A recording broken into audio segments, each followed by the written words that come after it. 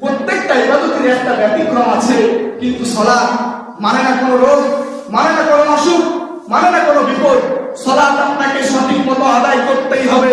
সালাত যদি আপনি দাঁড়িয়ে দাঁড়িয়ে না আদায় করতে পারেন, যদি আপনি দাঁড়িয়ে দাঁড়িয়ে আদায় না করতে পারেন, তাহলে আপনাকে বসে বসে আদায় করতে হবে। যদি বসে বসে সম্ভব না হয়, তাহলে আপনাকে শুয়ে শুয়ে আদায় করতে হবে। যদি তাও সম্ভব না হয়, তাহলে আপনাকে ইশারার মাধ্যমে আদায় করতে হবে। এমনই একটা ব্যতিক্রম ইবাদত সালাত, আপনাকে আদায় করতেই হবে, যা কারণ মাধ্যম দিয়ে করা যাবে না, আপনাকেই করতে হবে সালাত আদায়। সম্মানিত উপস্থিতি, আল্লাহ তাআলা বলছেন ইন্নাস সালাতা তানহা আনিল ফাহশাই ওয়াল মুনকার, নিশ্চয় সালাত মানুষকে অশ্লীল অসৎ কাজ থেকে বিরত রাখে, খারাপ কাজ থেকে বিরত রাখে। তাহলে একবার ভেবে দেখুন, আমরা মুসলিম অনেকেই তো নামাজ আদায় করি, তাহলে আমাদের সালাত কি, আমাদের নামাজ কি আমাদেরকে বিরত রাখতে পারছে খারাপ কাজ থেকে? আল্লাহ তাআলা তো স্বয়ং নিজেই বলছেন ইন্নাস সালাতা তানহা আনিল ফাহশাই ওয়াল মুনকার, নিশ্চয় সালাত মানুষকে অশ্লীল অসৎ কাজ থেকে বিরত রাখছে।